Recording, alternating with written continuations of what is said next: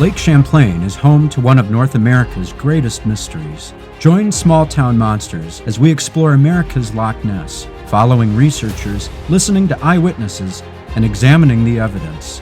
This is On the Trail of Champ.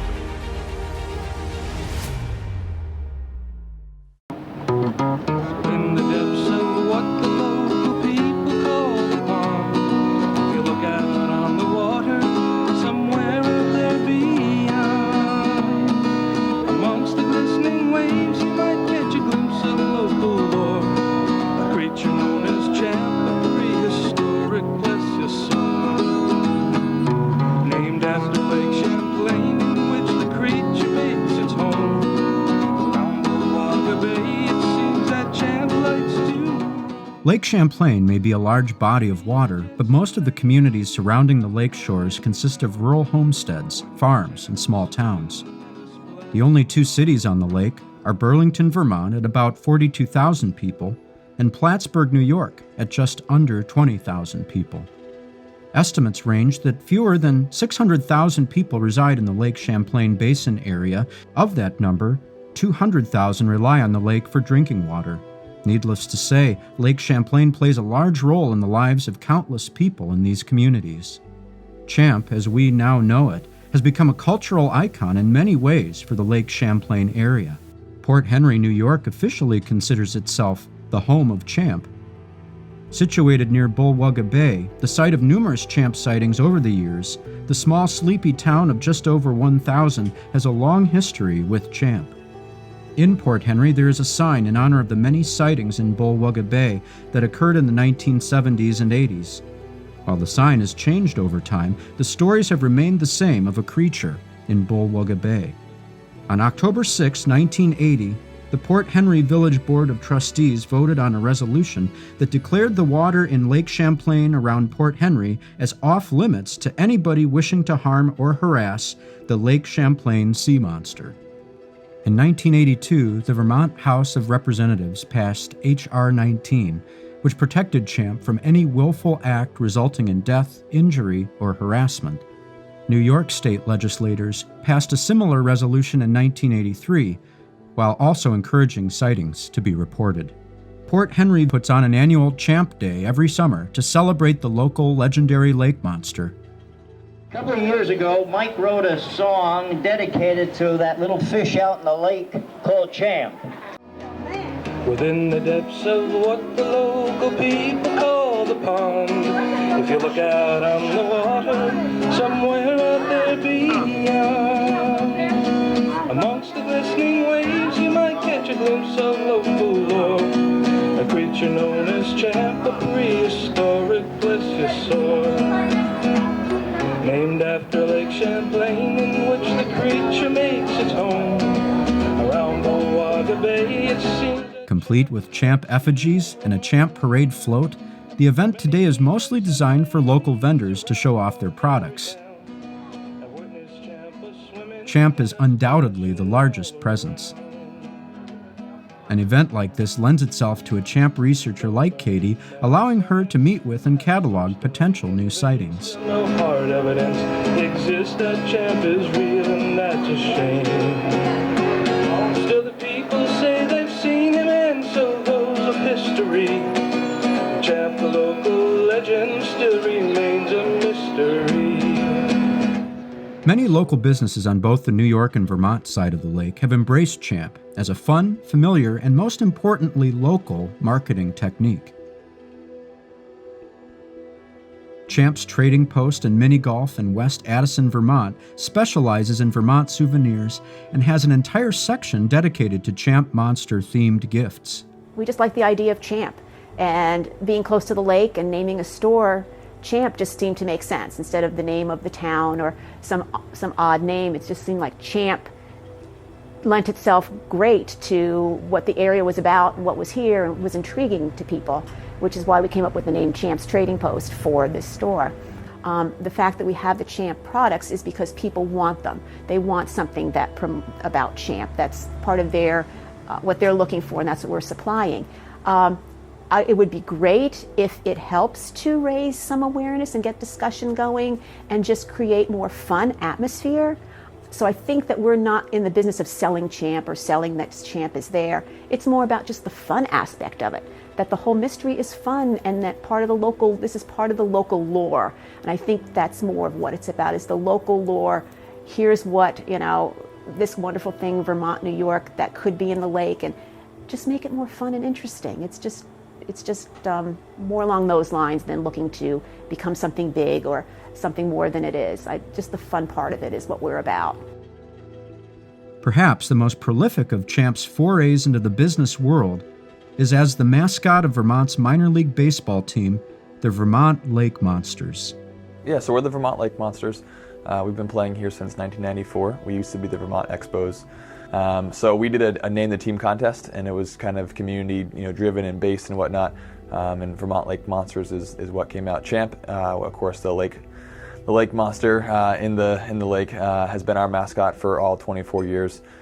So for us, of course, it made sense. And there was a lot of names kind of surrounding the Champs or something like that. So for us, Champ, our mascot, has been a massive, massive driver for us. We've had, like I said, Champ around for 24 years. Champ makes hundreds of appearances every year at a variety of events well outside of baseball, whether it be birthday parties or parades or unveilings or literally almost any, you think of it, and Champ's been there. We have Champ go to events a lot, and there people are like, "Oh my God, it's Champ!" And we're like, "Yeah, the Lake Monsters are here," and they're like, "Yeah, I don't care about that, but Champ's here."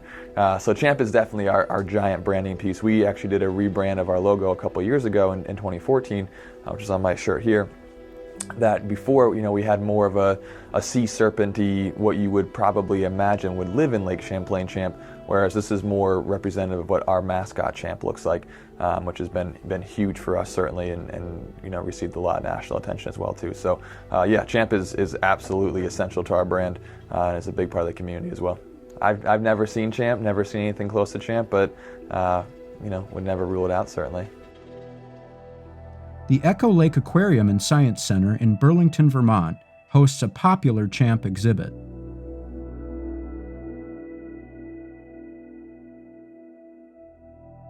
Sandra has been taking care of stewarding that photo since she took it in 1977, and I think she felt that she wanted that legacy to continue.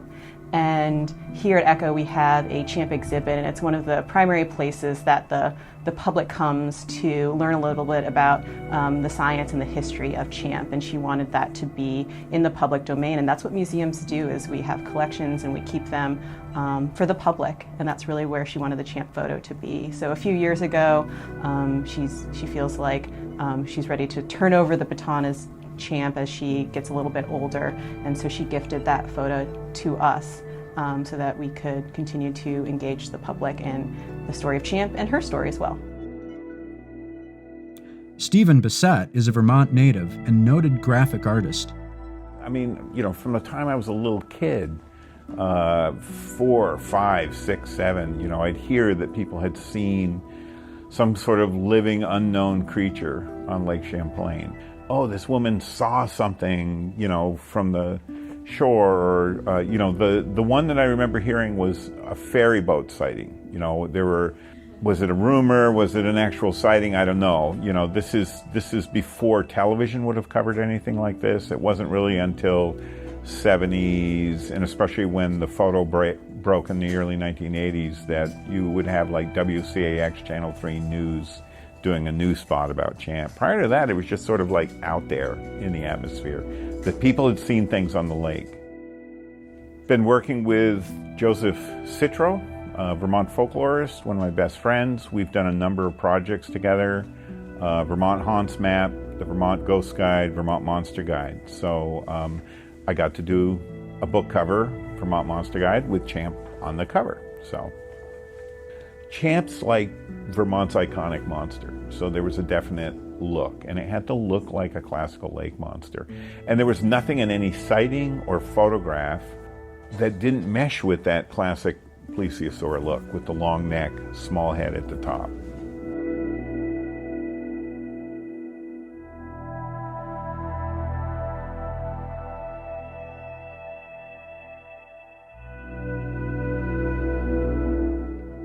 While Champ certainly has a presence in these various communities around Lake Champlain, it is not as large as one might expect.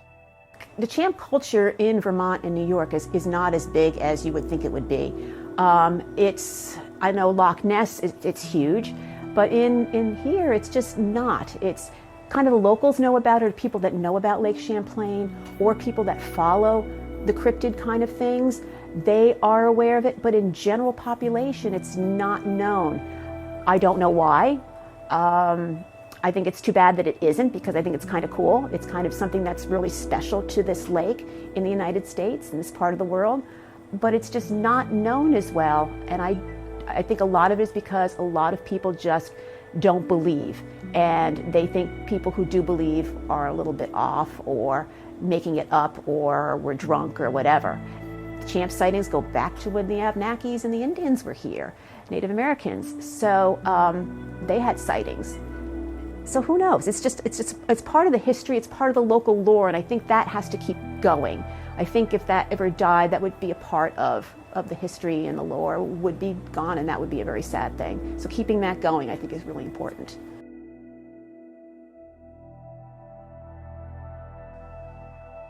There are relatively few researchers wholly dedicated to the mystery of Lake Champlain, as compared to other cryptids such as Sasquatch, or even in other fields of the paranormal such as ufology, which are both researched by millions across the globe. This means there is still much work to be done on Lake Champlain. Well, it's interesting being here at the lake. You hear about the stories of the champ sightings, the creature, what it looks like, what it possibly could be. And then you wonder why it hasn't been discovered yet. And I think that's because there's no one really spending time on the lake.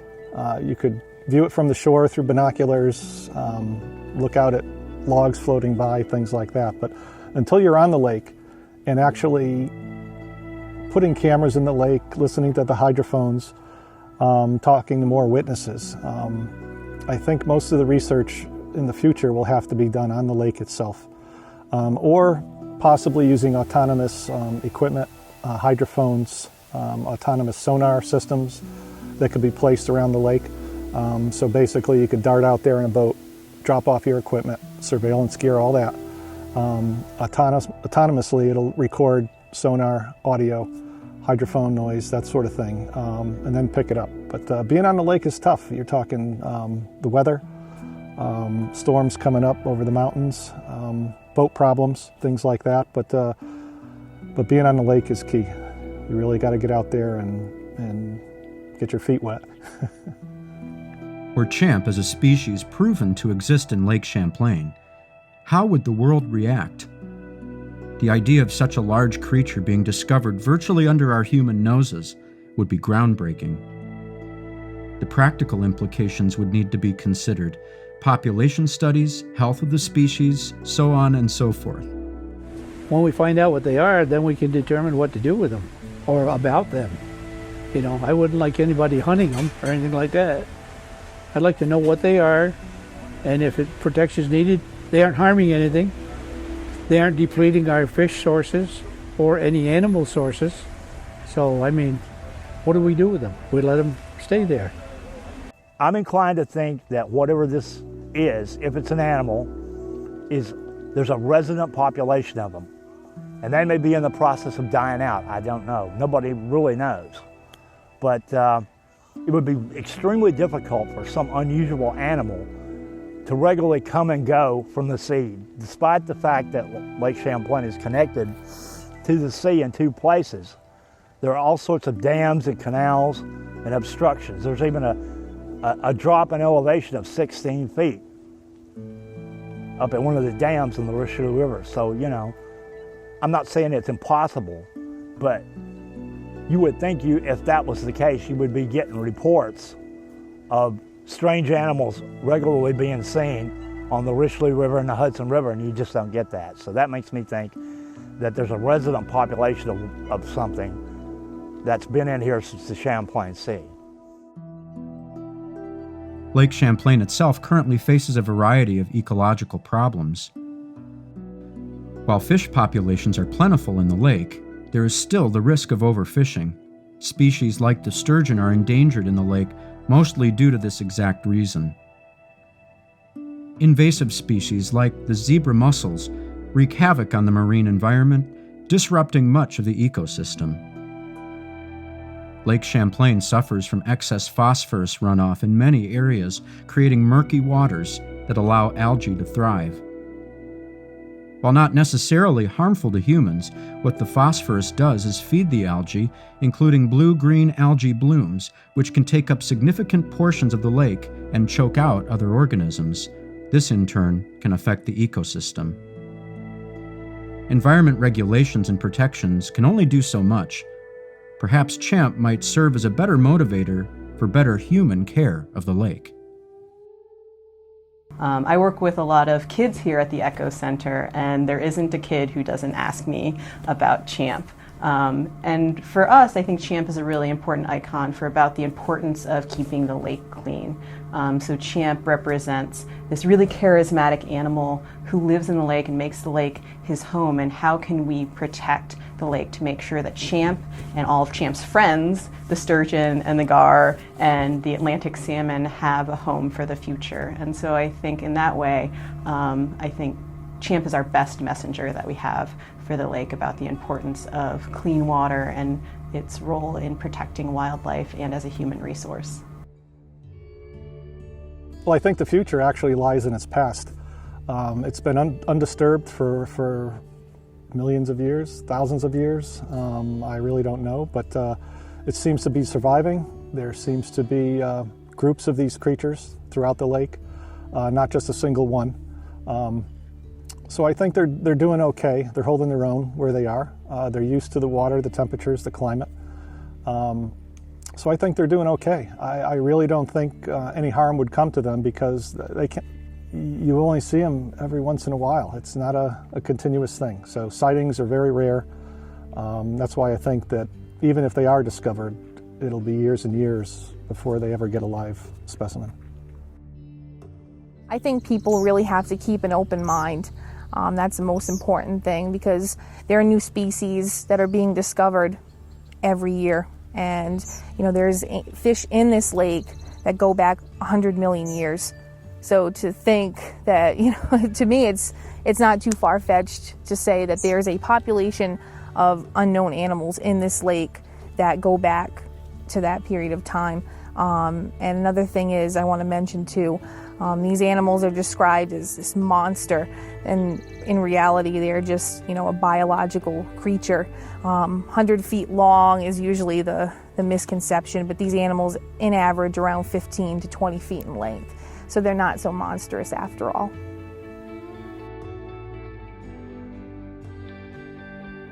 Perhaps CHAMP will always remain a mystery, always one step ahead of those on its trail. It seems that as long as there is a Lake Champlain, there will be a Champlain monster. A monster of a bygone era, lingering in the thoughts of the human mind, or perhaps to be found in the dark recesses of an ancient and mysterious lake.